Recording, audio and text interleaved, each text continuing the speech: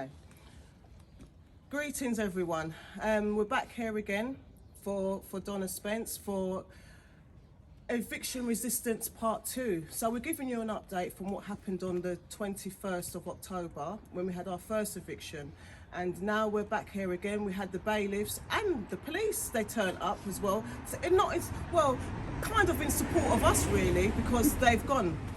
So anyway, I'm gonna just ask because I was inside with Donna, making sure that the place was, the property was protected inside as well. And I know it was cold, but I'm not going to say The that. house wasn't cold. Don't look at the house was cold. No, I said the outside was cold. That's why I was inside. We put down the heating in the factory always. I put on the heating, right. So we're going to start now. And first of all, I'm going to bring in Mr. Grant. Everybody will know as Call for Campaign for Truth and Justice. Once again, holding the fort and making sure that he's holding these people, the injustice system, feet to the fire, all right? And maybe you might be roasting them a bit as well. So let's, Mr. Grant, what happened today? So today, as everyone probably knows, was normally our Empowerment Mondays. Right. So because we had to be here today, we thought we'd come and do Empowerment Mondays here. Although we didn't come out with all our banners and things like that. But we came here today not knowing what to expect really, because we've been through this before, as you've mentioned, on the 21st of October. And then on that occasion, the police didn't turn up to support the bailiffs. And so I weren't too sure if they were going to turn up today. But then if they didn't turn up, it would have been pretty much a waste of their time coming. So that was in my mind as to, well, if they turn up, are they just going to ignore the law, anything we say, and just try and force their way in? But yes, indeed, they did turn up with the police today. And sorry, and what was the police's reasoning why they turned up today? What was the criminal element why they turned up today, Mr. Grant? Okay, so as everyone will know, this matter is civil, or these evictions are civil, and whenever the police turned up, the excuse they use is that they're simply there to enforce that, to make sure that there is no breach of the peace. So that's what they said was there. In fact, when they came initially, there was quite a bit of discussion, some distance away from the property, amongst themselves, you know, as to what they were going to do, how they were going to do it, eventually, and so on. And eventually, they all came with the police and came to the gate and said they wanted to come in. But again, we put up the fact that the property has been seized, and as far as we're concerned, that seizure has to be challenged in court before they can, and that hasn't been done. And even though, you know, this notice which they sent was it was addressed to Miss Donna Spence and any other occupiers, but they hadn't taken the other occupiers to court. So that's unlawful. So as far as we're concerned, we've not had an opportunity to challenge or to defend, you know, and it's not the first time, it's not the first property we've seized. We've seized land. I hope I didn't mention this last time, and so I'm not repeating. We've seized land. Shepherd's Bush Green. We seized Shepherd's Bush Green. They had to take us to court. Clapham Common. Those respective council, Hammersmith and Fulham and Lambeth Council, had to take us to court to regain possession of those lands. And so one of my neighbours who's in support and she's been supported a long time. She's watched me grow, so she's there. Sorry. So we also currently we're in court with Enfield Council with properties that we've seized in Enfield, and so what makes these people and these bailiffs come along like they're lawyers or something, telling us the law when we're telling them, well, we seized the property and it's not for you or anyone here.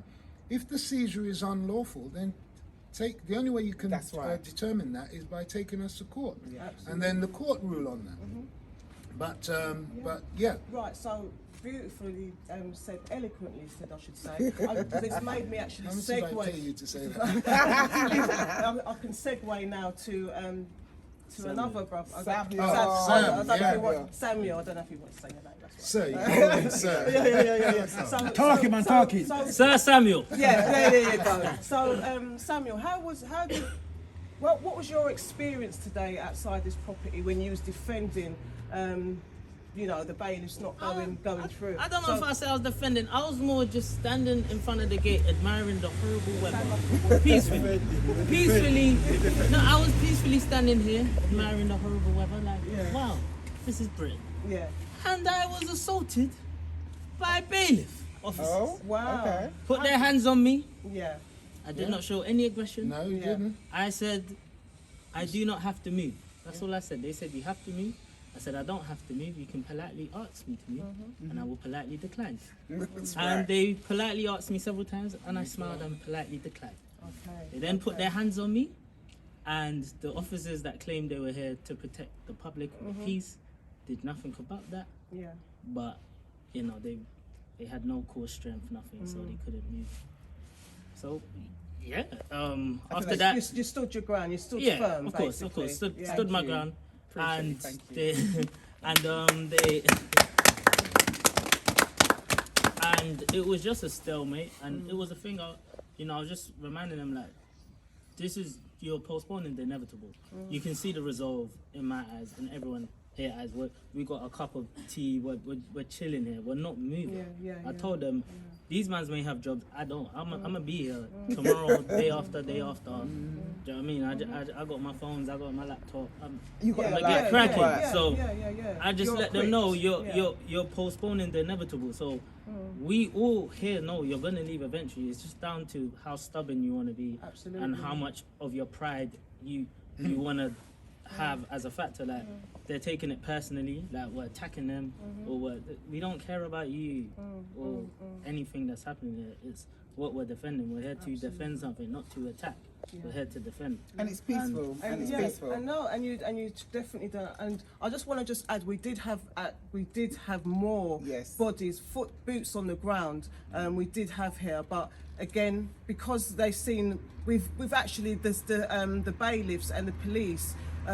We're only here for about an hour, so that's just a testimony to show how effective our seizures are, CTJ seizures are, because we're making the time's getting shorter and shorter. Before it was 10 hours. We've done 1 for. Now it's only an hour, and they know that they can't move on. But I just want to bring in our resident army person here, army officer. Army personnel. So, NCO. NCL, sorry, I'll address you properly. My dear. Okay.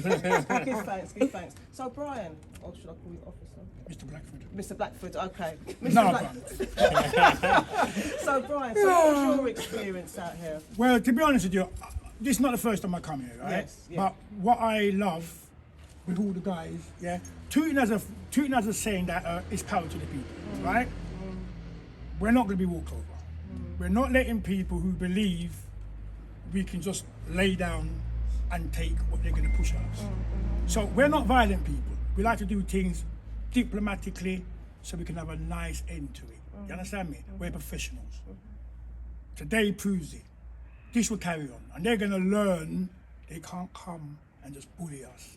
And we're going to walk away and they're going to rub their hands and go and do it to somebody else. That's not going to happen. So, I'm proud. We're all proud. All right? And it just goes to prove this is an example that if we stick together, what we can do. And I'm talking about the youths on the street. I'm talking about all of us. If black people, if we stick together, we will show them what we can do. And we can do it peacefully. And we can do it peacefully. Not take away this, we're violent. We've got to use guns. We've got to use knives. This proves it. And we've done it legally. And as Mr. Grant said, I spoke to the police officers. There was one rogue. You always get a tyrant. Yes. You understand? He smelled. Mercenary. He looked stink. I don't know how the hell he's in the Metropolitan Police Force. But I told the rest of them, don't work with him. He's a tyrant. He's going to get you in trouble. But Mr. Grant, what I was saying is that you know the law. And this, you see, the knowledge you have is your power. Indeed, ours. They actually, to me, they was on your side.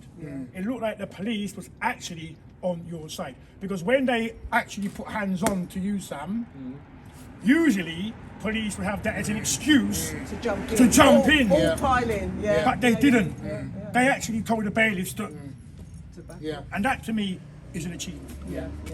I think it's worth pointing out because in our seizure notice, we make it absolutely clear that any attempt to enter these premises, wherever they are, could result in injury to persons.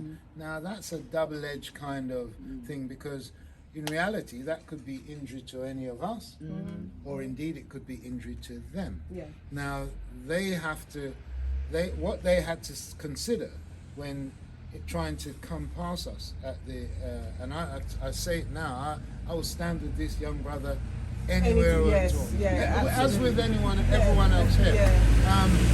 But he didn't even flinch. And the thing for them was if they exerted that a little bit more, what might have happened? Yeah. And we told them even here, outside here, that the last time we were in court, we told a judge that we are prepared, if necessary, and I'm not preaching violence, but if necessary, we'll use gunshots to defend our. And so they really had to contemplate, because we've just told them again, if you want to try to come in here and ignore our seizure, you could be facing a situation like that. And I want to say DJ Lane was here. Yes. DJ Lane stood up to them and she told me, because he, I think one of the police officers assaulted her. That's right. Yeah. And Bailiff. bailiff assaulted her. Thank you. And so she put her ground on. So she's on radio talking about it now. So she was here, like I said, there was more people here. Can I just say, because some people, obviously I didn't put it out there that this second eviction was happening. I told people, but I didn't go out and publicly and say it. And those that did know, they were saying, well, I thought this was all over and it was done. This is not your regular court system. You are fighting a system that's been in for thousands of years. You've had the real laws from the Bible, then you've got them making their own laws, then you've got a man down the road, you've got everything. We have to stick together and fight this. This might happen again and again and again, but know your right. Stick to it. I'm not saying I'm not nervous. My stomach was turning. I cried off in there. I was on the floor, please. I was like a mess, probably worse than the first time. Yeah, because it gets scary each time. But let me tell you something. With these people here, I felt so powerful. When God sends people, I'm like, so thank you so much for my angels, because I'm telling you, each of you have messaged me. Obviously the video's been going around. Some of your families have sorted out your issues, which I'm so glad of, and some of you are still going through it. Know that truth and justice is here for you. We're here for you. Stand your ground. Don't let them bully you. Don't let them walk over you. You are entitled to what you're entitled to, and know you're right. I'm out. Yeah, brilliant. I just want to promote our website as well, which is www.ctj.org.uk.